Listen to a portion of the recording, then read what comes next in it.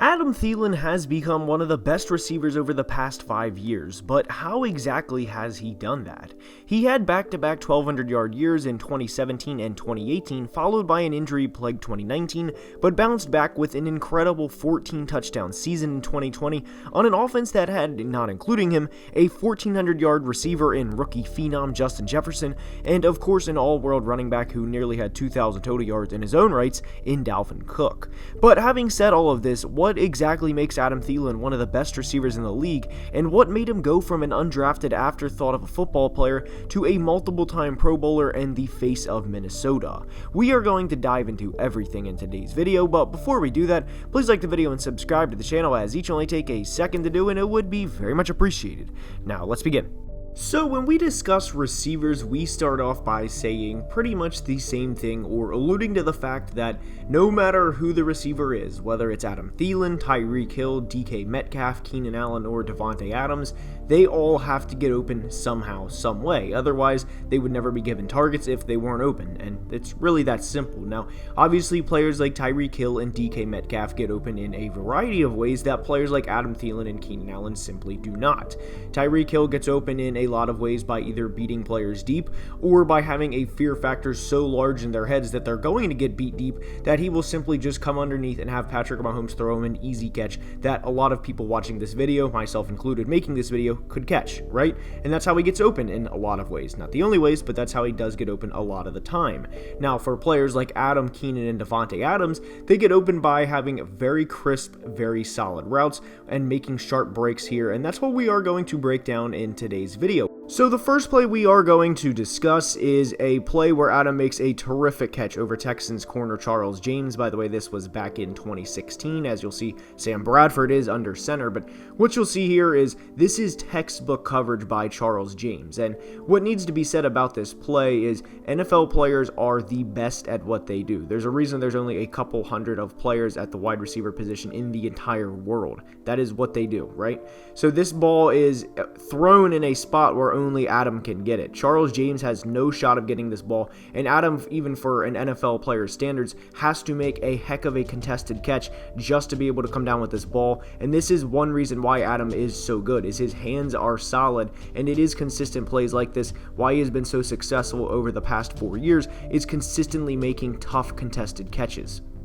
The next play we are going to break down is a 2-yard touchdown, and why this is impressive is because of the sheer athleticism needed to make this play. Kirk, like Sam did in the first play, made this an Adam or nobody ball, which, by the way, was very intelligent of Kirk because it was 3rd down, so at this point in the game, worst case, kick a field goal and move on. But in the red zone, and more specifically inside the 5, defenses will send a lot of pressure and have their corners on true islands with no help, and a lot of the time we as fans will see stats on Twitter or Reddit or wherever that says when X receiver was covered by Y corner, they had just 3 catches for 26 yards, but usually those stats leave out that it was for 12 snaps and not 40 for all 40 passing plays. So having said that, Kirk and everyone else for that matter know this is a one-on-one situation with either Justin Jefferson at the bottom of the screen or Adam, and Kirk, not surprisingly, liked Adam's odds here to make the play. And how this ties into Adam being a great player and how his game has evolved is because immediately he knows how tough of a catch this is going to be, and not only that, but how important it would be to make this play. It was a 16-7 game at the time, and after he made this catch, it became a 16-13 game, and after the made extra point became a 16-14 game, meaning the Vikings could now take the lead with a field goal. These types of catches, these acrobatic screensaver catches, are not something high school coaches say to kids at camps, okay, go and try and repeat what Adam Thielen did here, using the palm of your hand while staying in bounds and having a corner draped all over you. Sure, they may say we're going to practice boundary catches, but never do they practice something this drastic, and there are not many players in the NFL who would have made this specific play. The next play we are going to dissect here is a play from Adam's 8 consecutive 100-yard game streak back in 2018. As you'll see, Adam at the top of the screen, Diggsy down at the bottom of the screen, and the corner was playing 9 yards off of Adam, and as you see the safety highlighted, the safety was playing single high coverage. What that means is he was supposed to be protecting the deep ball, and as the play starts, he cheats over towards Diggs' side of the field. Both Diggs and Thielen were on go balls here, and this was pretty much, look, I'm better than than you. I'm in the middle of the best streak of my career that only myself and Calvin Johnson have done. Speaking from Adam Thielen's standpoint, of course. Kirk, go ahead, throw the ball up, try me, let me go get it, touchdown. And that is exactly what happens. Now, as we run this play here, the safety initially cheated toward Diggs' side of the field. Jamal Adams was on a blitz down at the bottom of the screen, and Jamal was close to getting to Kirk, but Kirk released it obviously in time, given that this is an Adam Thielen film breakdown, and Adam beats a corner one-on-one despite having 9 yards of separation between them at the start of the play. So this was a good play by Adam to obviously shorten that length of separation and then to go up, get the football, and come down with a 34-yard touchdown.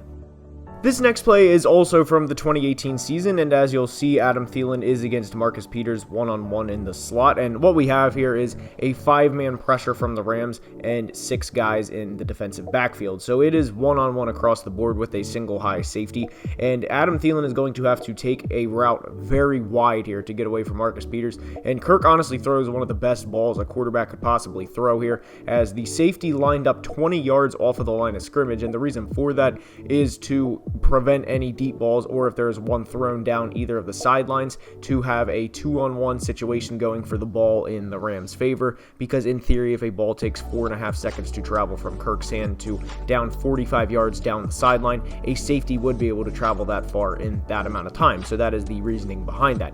Anyways, what we have here is Kirk drops a ball in a bucket. This is an absolute beauty of a throw, but what happened first was Adam had to go very wide on this route to beat Marcus Peters off of the line, because what Marcus did not want to do, as we'll see, Marcus did not want to have Adam cut the route immediately inside, because if he does that, that's an easy 25 yards. Adam's going to cut in the slant right here. Rudolph's going to essentially have a pick play, is what Marcus was fearing, and Adam does pretty much the opposite. He does what Marcus wants him to do, which is go outside so we don't have a pick play to work around here for the Rams' sake, because then a linebacker would be on Adam Thielen, which obviously would not end very well for the said linebacker. So what we have here is Adam taking a route very wide, and it really was in Marcus Peters' favor, and Adam still wins this play, and as you'll see here, the play should have been a touchdown because neither Marcus nor the deep safety ended up touching Adam, and I'm sure there are people that played fantasy that were very affected by this and very worked up at the time because it prevented a 50-yard touchdown from Adam Thielen.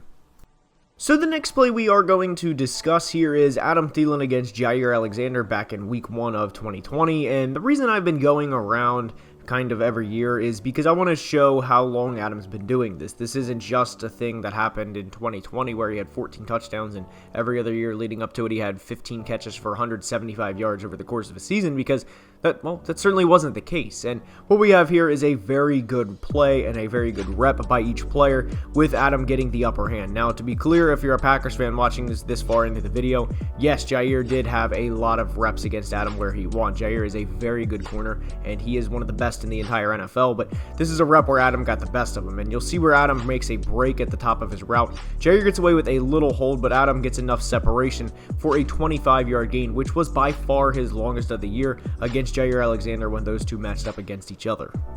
So the final play we will break down here today is a touchdown Adam scored against the Raiders in 2019. You'll see him here against corner Curtis Riley. Now, Stephon Diggs will be at the top of the screen, and you will see the single high safety there. He will be trailing Diggs. So what will have happen is Adam's going to essentially do a double move on Curtis Riley. Curtis Riley will gradually hold Adam for a second, and honestly what Curtis was better off doing on this play was just to continuously hold Adam, because Adam put him in a blunder. He had him going one way and then got him to go another way, and Curtis still held him, still couldn't make the play, and gave up a 35-yard touchdown on the play, as you'll see. Now, this play is made by Adam. Adam's route running is very, very good, and you'll see this right here, but this is a play where people were, the old classic, oh my gosh, Diggs makes Thielen and everything else like this because of the attention he receives, but what people, I guess, failed to realize was Adam still had to make plays, and this is also a very good ball by Kirk. Kirk knows he's absolutely going to get drilled, and he does,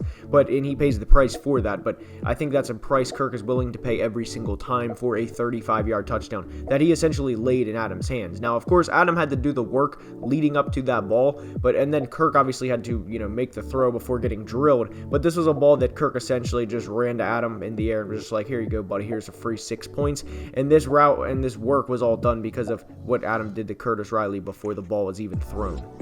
So anyways, that is all we are going to have for today's video. I genuinely hope you enjoyed. I put out a little teaser on Thursday afternoon of a photo of Justin Jefferson and Adam Thielen, and anyways, I do hope you guys enjoyed. So as always, comment below if there are any other players you want me to do. I have enjoyed doing this film series, and it takes a little bit of time to gradually watch all the film that you need to watch for a video like this, and I know it's only a couple of plays, but it does take some time to make these types of videos. So anyways, I hope you guys are enjoying them as much as I am making them. And we're in July now, so the season is quickly approaching, and I cannot wait for the season and do videos like these during the season. And until then, I appreciate the support you guys continuously give me, and until next time, have a great day. Love you guys. Deuces. Peace.